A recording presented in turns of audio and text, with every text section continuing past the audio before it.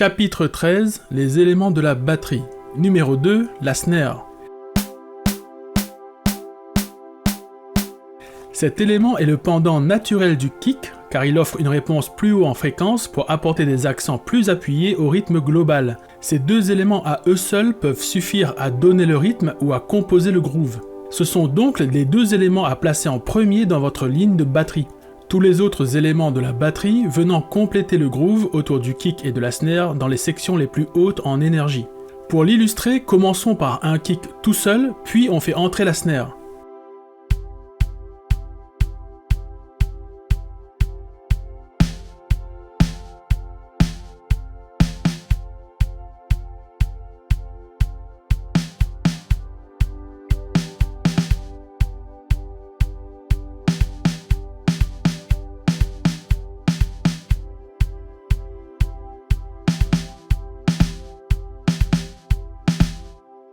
Vous sentez comment on sent que la snare a l'air de compléter le groove.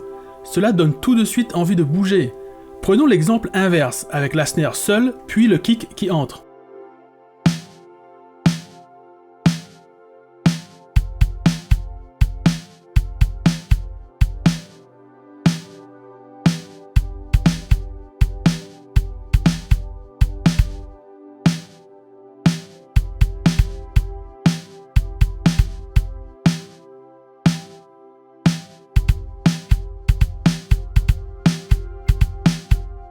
Idem ici, dès que le kick entre, cela complète le groove introduit par la snare.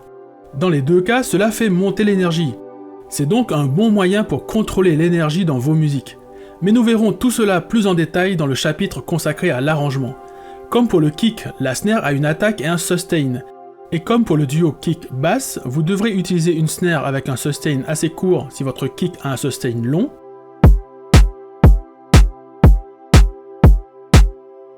mais si vous voulez utiliser une snare avec un sustain assez long, vous devrez sûrement utiliser un kick avec un sustain plus court. L'idée est qu'ils ne se gênent pas de trop dans le mixage et qu'on les entende bien tous les deux. Après, vous êtes libre de faire comme bon vous semble, mais gardez cette astuce en tête dans le cas où vous avez l'impression que les sustains de votre kick et de votre snare joués en même temps génèrent un genre de brouhaha désagréable à l'oreille. Il faudra peut-être réduire le sustain de l'un des deux éléments. Il arrive aussi que les attaques des kicks et des snares qui sont joués en même temps se clashent de trop et perdent de leur puissance. On ne les entend pas bien lorsqu'ils sont joués ensemble.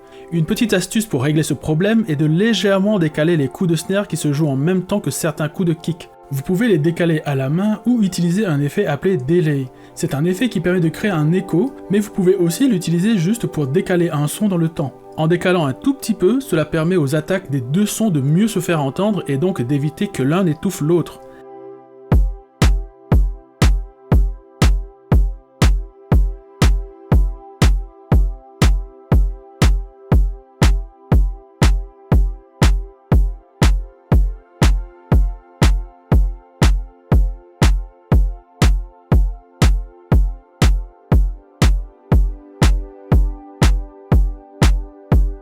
Si vous décalez de trop, on va commencer à entendre qu'ils ne jouent pas en même temps.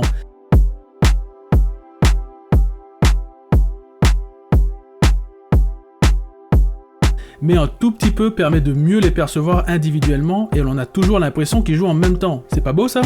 Vous aurez aussi pour la snare une pléthore de samples disponibles gratuitement ou à la vente pour vos musiques.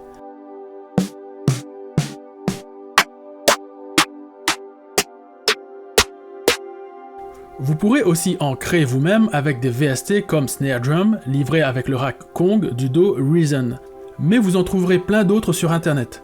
Ici aussi, vous pourrez créer des samples de snare personnels, par exemple avec votre bouche en faisant un ksh plus ou moins long. Vous pourrez ensuite le modifier avec des effets pour lui donner la couleur voulue. La snare est un élément important de votre batterie, donc n'hésitez pas à utiliser 2 ou 3 sons de snare différents dans votre morceau. Une snare cool avec une attaque moins prononcée pour les couplets, une snare plus énergique donc avec une attaque plus franche pour le refrain, et peut-être une snare un peu particulière pour le pont. Un truc qui marche à tous les coups est d'utiliser un effet appelé filtre passe-bas, low pass filter ou high cut filter en anglais. Ce filtre va venir couper les hautes fréquences d'un son. Donc ici, il va venir couper un peu l'attaque de la snare utilisée dans le refrain pour pouvoir l'utiliser aussi dans le couplet mais qu'elle soit moins énergique.